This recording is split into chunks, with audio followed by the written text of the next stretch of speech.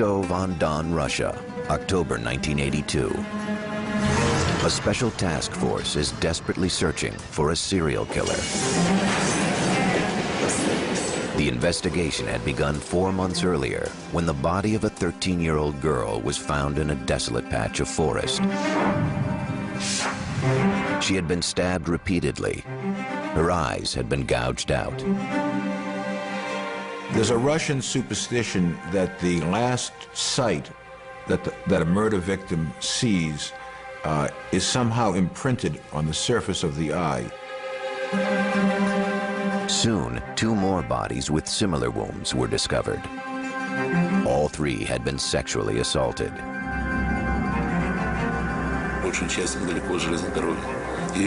All the bodies were found in the woods near the railway tracks in the Oktябрьский and Shakhty districts.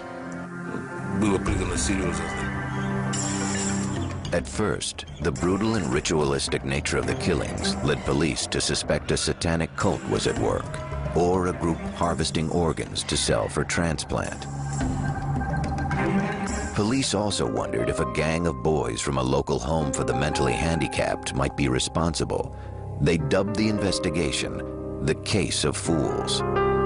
None of these theories panned out. In the Soviet era, local investigators were not prepared to understand the brutal nature of the killings. They had not dealt with anyone of his caliber before. They were reluctant to admit that things like this would occur in a communist state. The best they could do was gather bits of evidence. We got down to serious work, first of all, with the identification of the bodies and then forensic tests of the remains. Despite these efforts, the body count rose. By 1984, we had found 23 bodies. Some of the bodies were still fresh, which gave us a broader picture of the injuries and the killer's behavior at the site of crime. Many of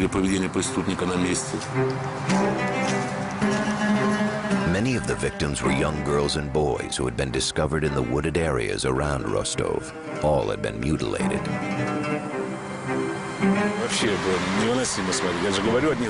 When they found some of the victims, you could still see the reflection of horror in their eyes. It was very hard to look at because many were just children. There were cut abdomens, amputated breasts. It was horrible to see.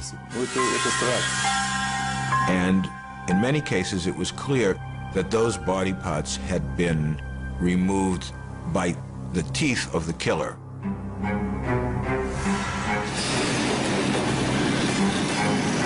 A lot of the bodies were found near transportation points, bus stations, train stations in particular, which indicated that the killer, whoever he was somebody who used the Soviet transportation system extensively.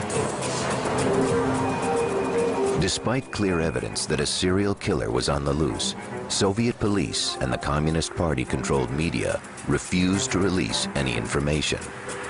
In the absence of real facts, rumors spread throughout the region. There were rumors of people with state black limousines, scarfing up children in the countryside. But in the absence of any real media, these children disappeared and nobody knew that they had gone. With no solid suspects, Rostov police began a wide-ranging manhunt, arresting nearly anyone who looked even vaguely suspicious. They had a lot of manpower, and they deployed dozens and dozens of detectives trying to come up with suspects. But for 8 years, the killer remained at large. Initially, his victims tended to come more from the ranks of what they called women with disorderly sex lives. As time went on, he started to take more and more boys, innocent children, whoever he could lure and kill. He chose children whose physical stature made it easy for them to be manipulated. He chose prostitutes who were willing to go with a stranger. Police focused their efforts on transportation hubs. They put very high-profile police officers, uniforms, etc., in all but a few train stations or bus stations. All the large stations were patrolled by policemen in uniform.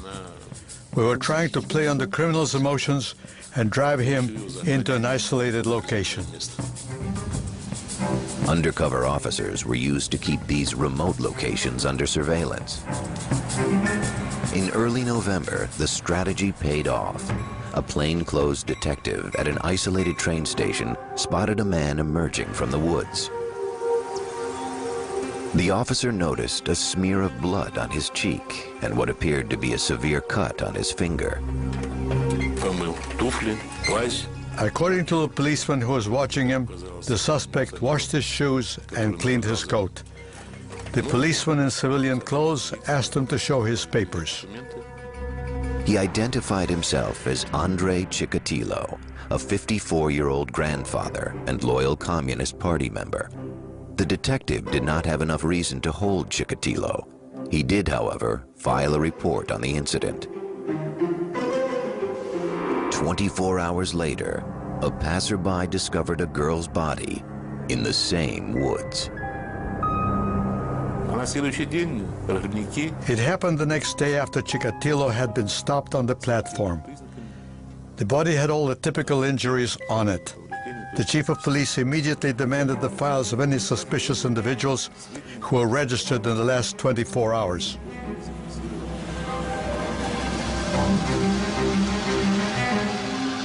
On November 20th, 1990, Andrei Chikatilo was apprehended in a Rostov marketplace. Investigators captured the arrest on video. He had come out of the pub with a bottle of beer and tried to make contact with a young boy. We suspected that he might try to lure the boy away. And at that point, Chikatilo was arrested. By now, Chikatilo was suspected of committing more than 30 murders, but the police had no eyewitness and few real clues. Detectives desperately needed proof of his guilt. They needed a confession. They wanted to get the confession. If you read Crime and Punishment by Dostoevsky, I think that you'll see that the confession is a very powerful symbol and very powerful element in Russian culture. Soon, Andrei Chikatilo would reveal the gruesome details of his 12-year run as a sexual predator. It was a tale that would shock a nation. In the annals of crime, Andrei Chikatilo is undoubtedly one of the most sadistic killers ever to live. And he got away with murder for more than 12 years.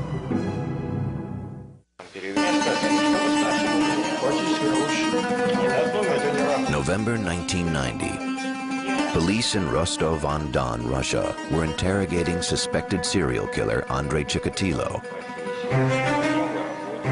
For 12 years, a sadistic killer had raped and murdered dozens of women and children. Authorities believed Chikatilo was the culprit. But so far, the father of two had admitted nothing. By law, authorities had 10 days to link him to the murders. Otherwise, Chikatilo would go free. On the 9th day, we invited the psychiatrist Bukhanovsky to talk to Chikatilo one-on-one. He spent the whole day with Chikatilo from early morning till very late at night. The techniques used by psychiatrist Alexander Bukhanovsky were much different than the intense police interrogation.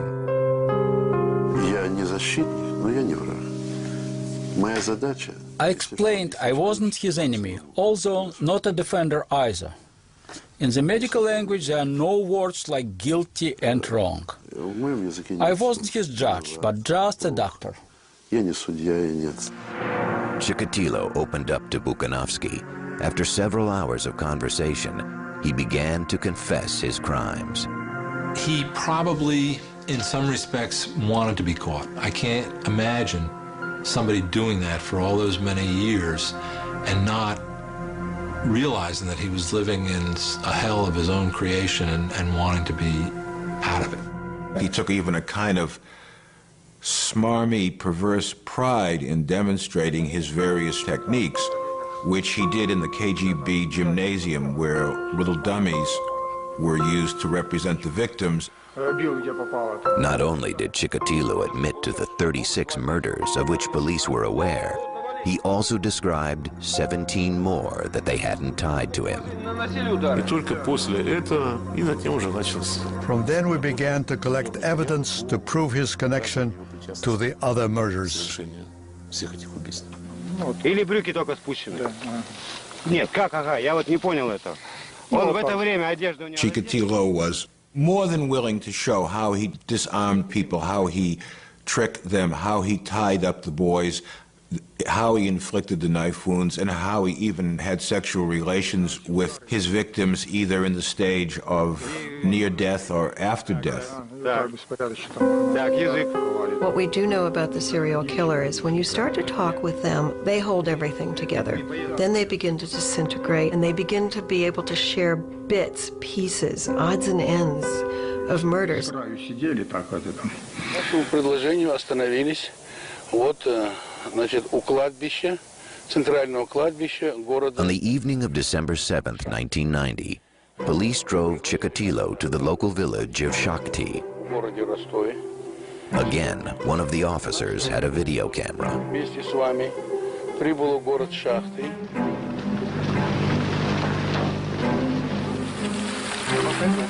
Walking between the gravestones of a small public cemetery, Chikatilo brought them to the site of a shallow, unmarked grave.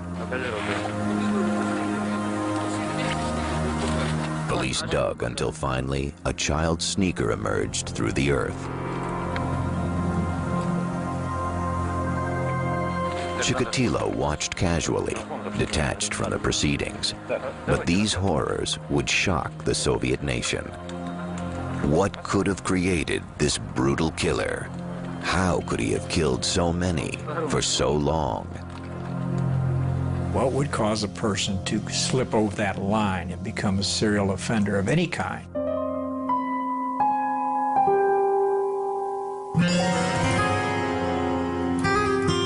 Andrei Romanovich Chikatilo had started life in a world of violence and human degradation.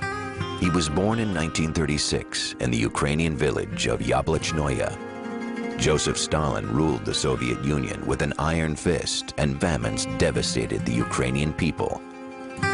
There were serious food shortages in Ukraine, partly as a result of the devastation of the war, and partly as a result of the agricultural policies of the Stalin-era Soviet Union.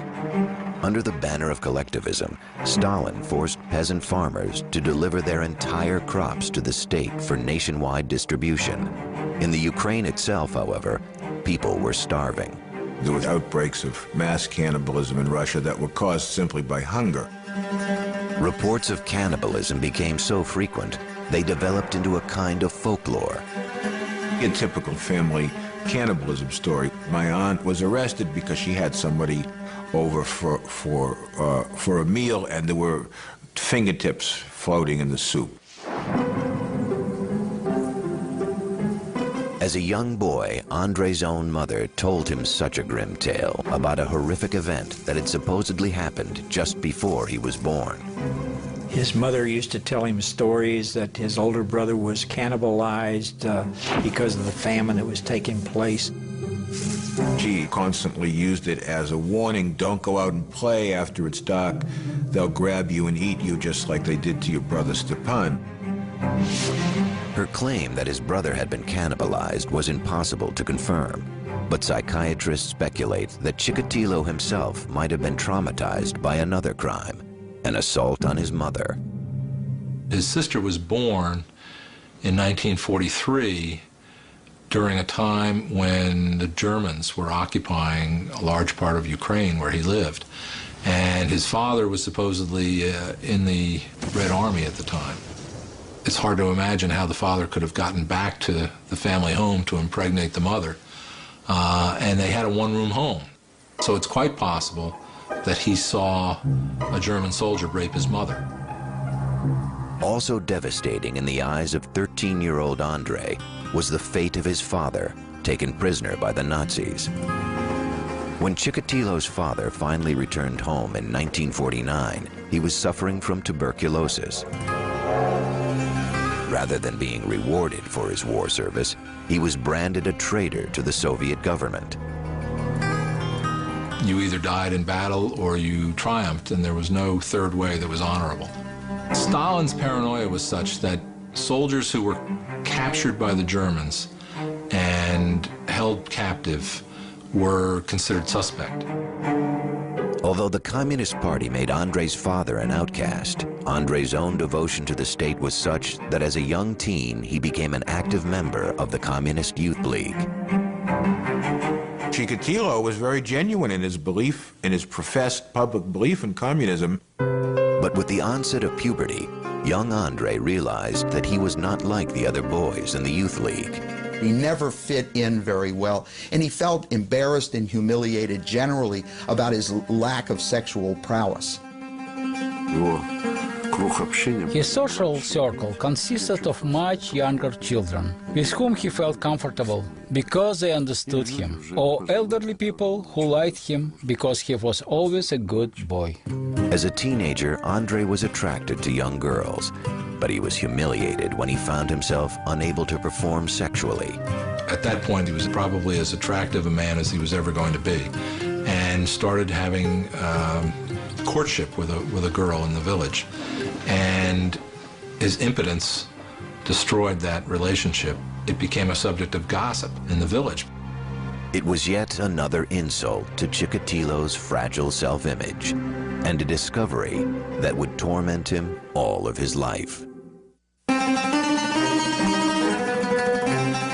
By 1955, Andrei Chikatilo was desperate to escape Ukraine and memories of a miserable youth. By his late teens, Andrei knew that he was sexually inadequate. To compensate, Chikatilo decided to better himself in other ways. He set his sights on the prestigious Moscow University, hoping to earn a law degree. But he failed the entrance exam. Disappointed, he entered a vocational school. He wanted to believe in himself as a person who had studied hard, which he in fact had, and gotten a university degree. Not an insignificant accomplishment given his origins. That was another layer of acceptability, if you will, another layer to cover up what really existed with Chikatilo. In 1963, at the urging of his younger sister, the 28-year-old Chikatilo married. He was living with his sister, and she had a spinster friend, and the two of them were put together, and having no better prospects, they married. His new wife, Feodosia, was a 24-year-old daughter of a coal miner. At last, he had found a person in life with whom he could communicate and relate and have something approaching normal emotional closeness. He never was capable of normal sexual relations with her, but there was, through a kind of masturbation and insemination process, an effort made to conceive children. In 1965, they were successful. The birth of their daughter, Luda, was followed by a son, Yura, 4 years later. Chikatilo found work as a communications technician. Throughout this time, he continued his studies, working towards degrees in Marxist-Leninism, engineering, and Russian literature. The family had a balconied second-floor flat in a nondescript block. By Russian standards, it was a pleasant life. Outwardly, Andrei was a good husband and father. Feodosia had little reason to complain. She might have felt, well, he's a party member, he brings home his salary, he's not drunk, and he doesn't beat me. Those last two things would set him apart in a favorable way from a lot of men in the Soviet Union. His marriage, his children, his membership in the Communist Party, that's what everyone saw. But that wasn't his true personality. Chikatilo had erected a modest and respectable facade for the world to see. Inside, however, he was desperately frustrated. Certainly the fact that he was fundamentally impotent enraged him greatly because he felt that in some ways he was a superior person, having gotten 3 university degrees. I think he felt throughout his life that that impotence was probably the most fundamental adjective you could use to describe him. In 1970, Chikatilo accepted a job in a secondary school. As a teacher, the 34-year-old hoped to find acceptance and respect, and yet instead he found constant humiliation. His students didn't take him seriously. They refused to behave and smoked right in front of him in the classroom. He was altogether not the kind of person that would hold the attention of a class of children, and they mocked him.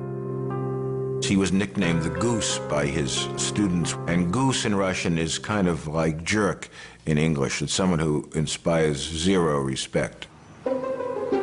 Worse, Chikatilo found himself enraged by the sight of young people around him falling in love and, in his mind, engaging in sexual activity. One thing that he wanted to change about himself and couldn't change was his sexual impotence. He felt the world had somehow inflicted a tremendous injustice on him.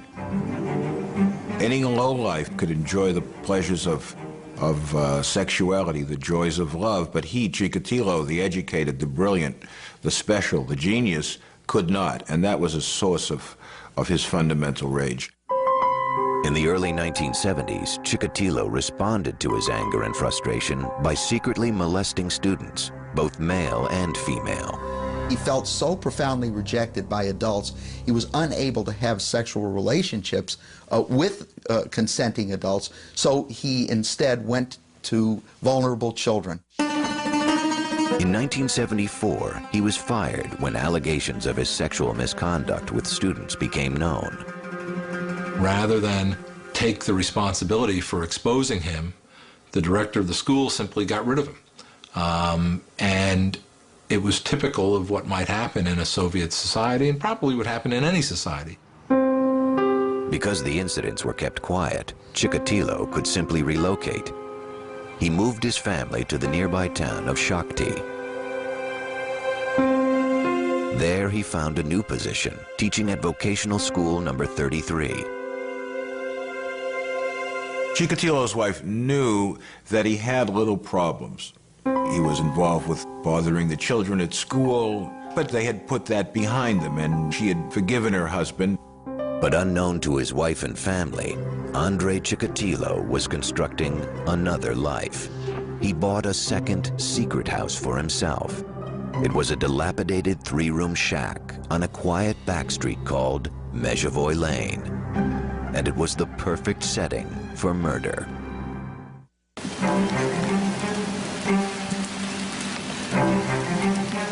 In Shakhty, Russia, Andrei Chikatilo seemed to be a devoted family man. His inner life, however, was filled with dark and murderous desires. In 1978, he began to turn these feelings into action. First, he acquired a small shack in a rundown neighborhood. In December, he took a 9-year-old girl there. Her name was Yelena Zakotnova. Her friends called her Lena. He'd met her at a bus stop and offered her something Soviet children rarely enjoyed, bubblegum. She agreed to follow him to the house. He encountered this girl and first discovered with her that violence on the body of a girl was something that would get him excited. As he began to molest her, he grew increasingly excited and wanted more direct sexual contact with her. He was unable to perform sexually, so he used a knife instead. It was the moment when he discovered that murder was his passion. After that, he knew himself in a new way. Afterward, he carried Lena to the nearby Grushevka River. He set her body in the water, then tossed her school bag after her. She was found 2 days later. Although policemen investigating the case came across some bloodstains near Andrei Chikatilo's secret house, he was not considered the prime suspect.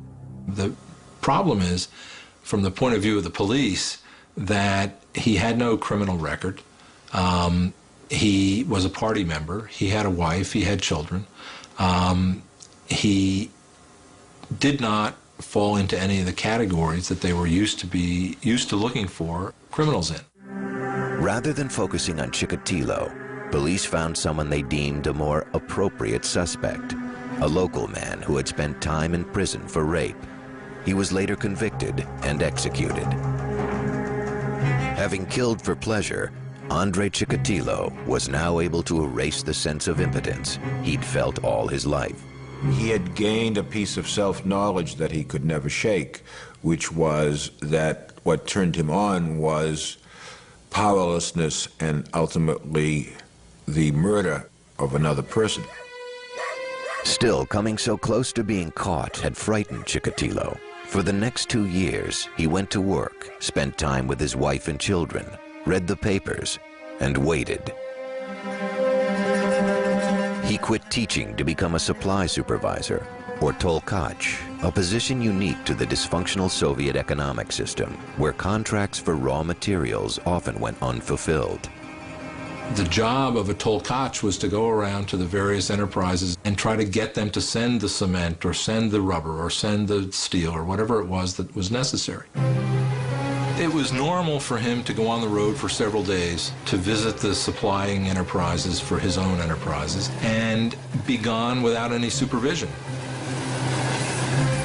It was not a particularly prestigious job for a man of Chikatilo's education. He traveled by train to various factories, trying to maintain the image of a dutiful Soviet citizen. He does have a struggle.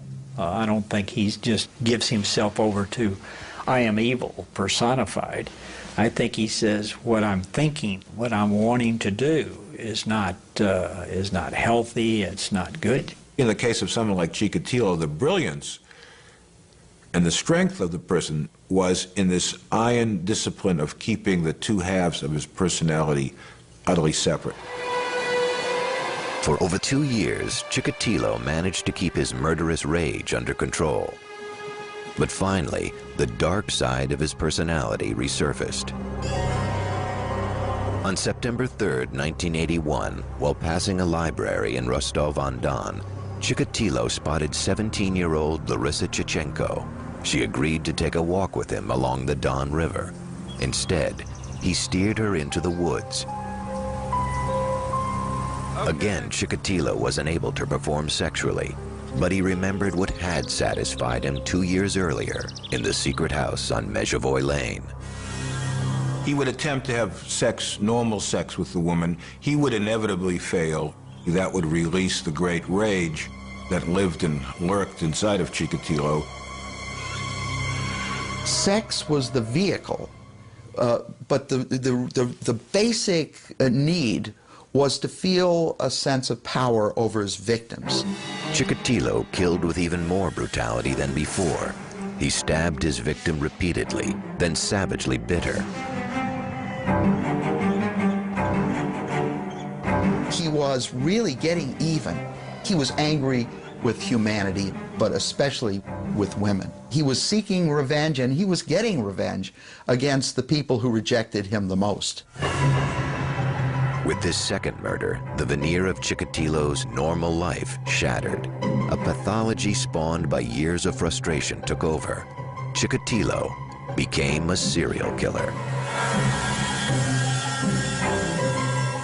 He was a man who was impotent. What does the word impotent mean? It means literally without power.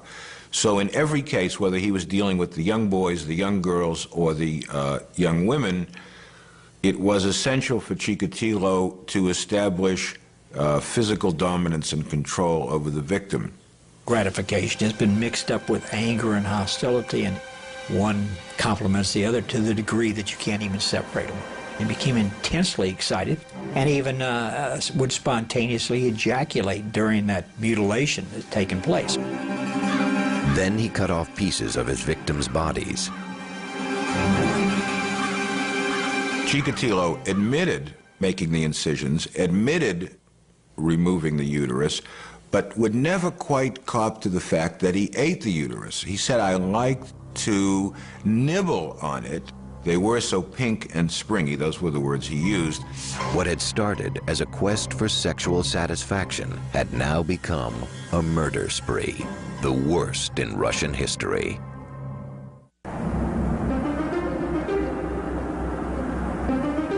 (1984), Rostov-on-Don, Russia. Andrei Chikatilo had now murdered 23 people.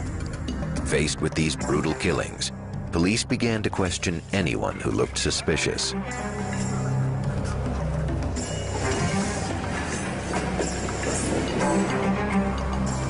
On September 13th, two Rostov detectives spotted a 6-foot-tall man wearing a black fur cap.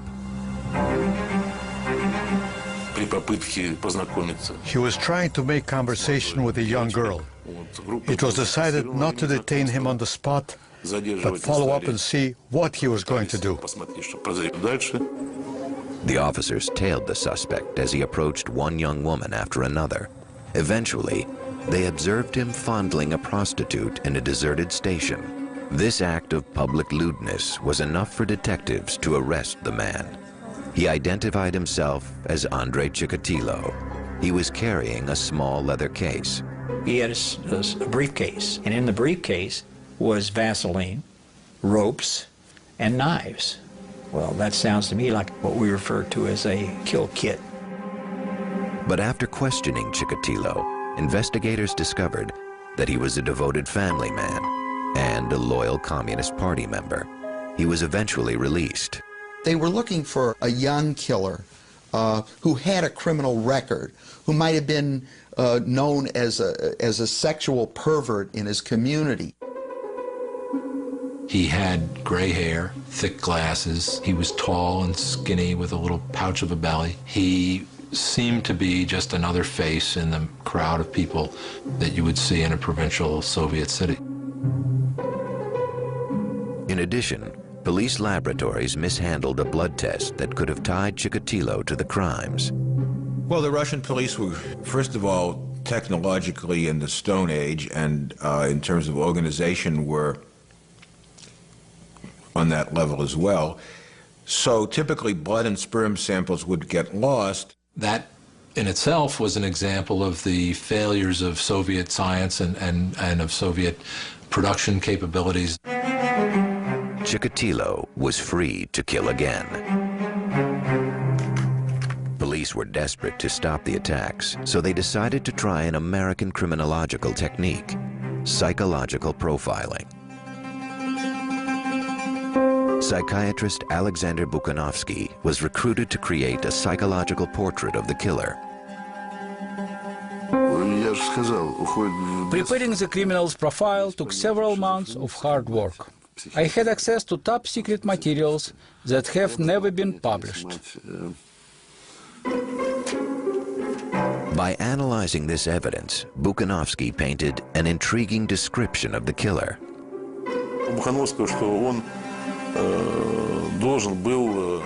Bukhanovsky said that the criminal was unsociable, that he was very ill. He stressed sexual perversions.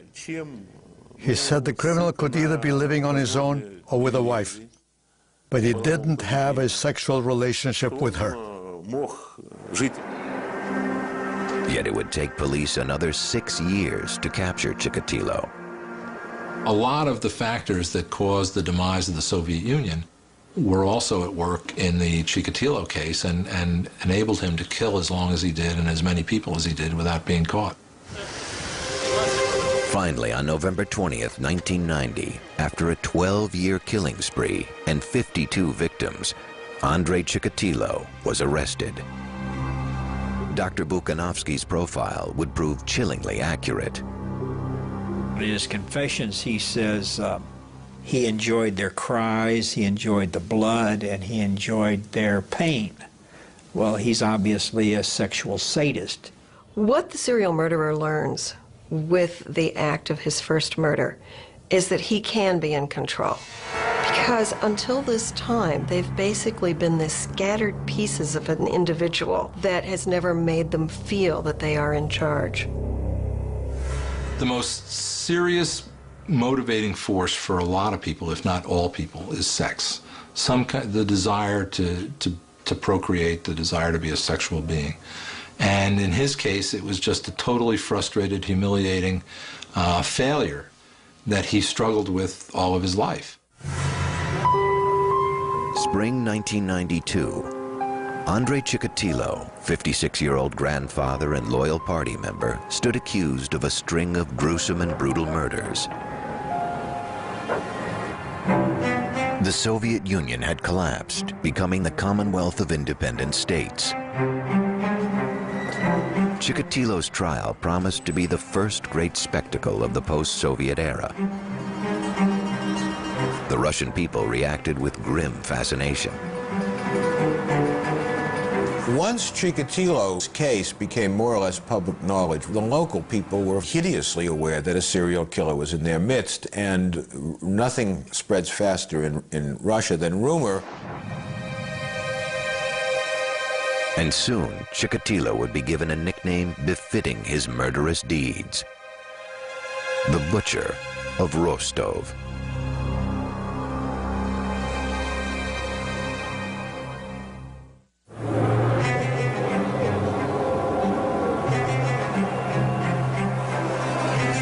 On the morning of April 14th, 1992, in the Russian city of Rostov-on-Don, citizens flooded the steps of the House of Justice, anxious for a glimpse of the accused killer, Andrei Chikatilo.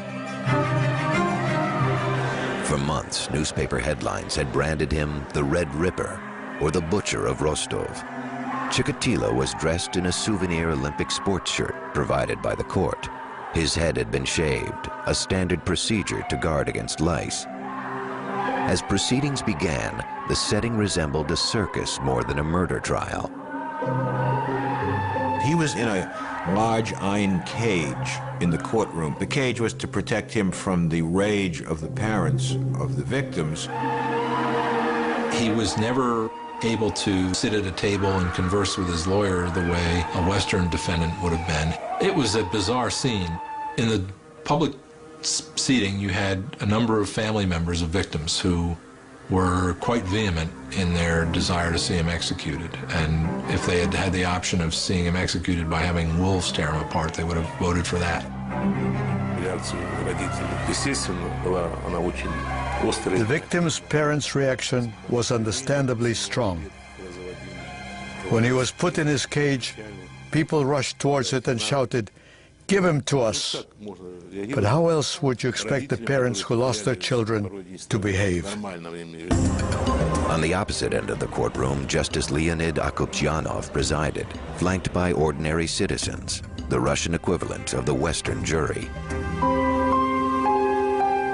The judge read the list of charges. The volume of evidence filled 222 casebooks. The story they told was grim and horrifying in its details. The victims' ages varied from 9 years old to 45. They were both male and female. The ultimate point of the sexual act is to create life. Chikatilo's idea of it was that it should climax in death, so he was Mr. Anti-Sex, Mr. Anti-Life. It took 2 days for the judge to read through his list of indictments. On April 16th, the defendant was allowed an opportunity to address the court. Families of Chikatilo's victims screamed insults. Some fainted. In a rambling 2-hour statement, Chikatilo described himself as a man robbed of his genitals. Born impotent, Chikatilo claimed to be cursed by a lifetime of sexual frustration that had eventually driven him to murder. He asserted that he had never planned to kill, but that he had been seized with shaking and shivering and had lost control. He seemed at various times intent on proving that he was crazy.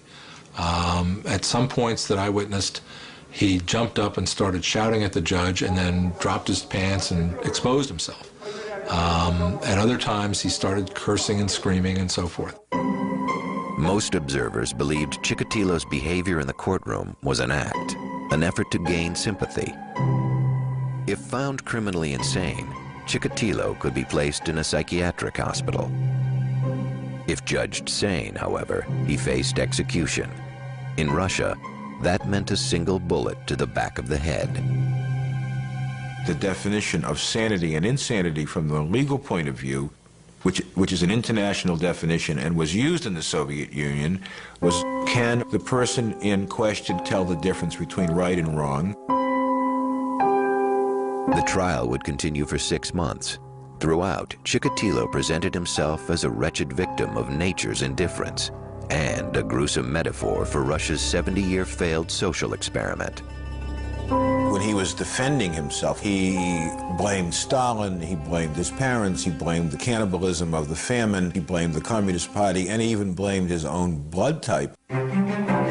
Prosecutors would argue that Andrei Chikatilo was in fact the most calculating, diabolical killer of all time. His crimes were sickening, but I don't think he was sick in the psychiatric or legal sense. Certainly not insane. He was more bad than he was mad, and he was certainly very crafty, but he wasn't crazy. October 14th, 1992 would signify the day of reckoning for serial murderer Andrei Chikatilo. It had taken nearly 2 months for Judge Leonid Akobzhanov to write his final verdict. Everybody knew he was going to be convicted. Everybody knew what the sentence was going to be. But there was, I guess, some value in going through the ritual. Учитывая чудовищные злодеяния, что он творил, судебная коллегия не может не назначить ему единственное наказание, которое он заслуживает, исключительную меру наказания, и приговаривать его к смертной казни. After a 12-year murder spree, final justice came swiftly. On February 15th, 1994, Andrei Chikatilo was escorted through the halls of Rostov prison and led to a private cell. There he was executed by a single shot behind the right ear.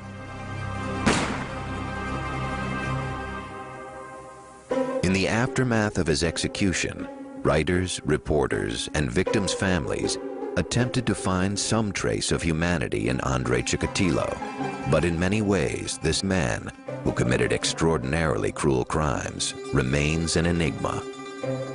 He spoke himself of some of his motivations, and yet when you hear any single explanation, it never rings with sufficient truth to explain the hideous crimes that this man committed.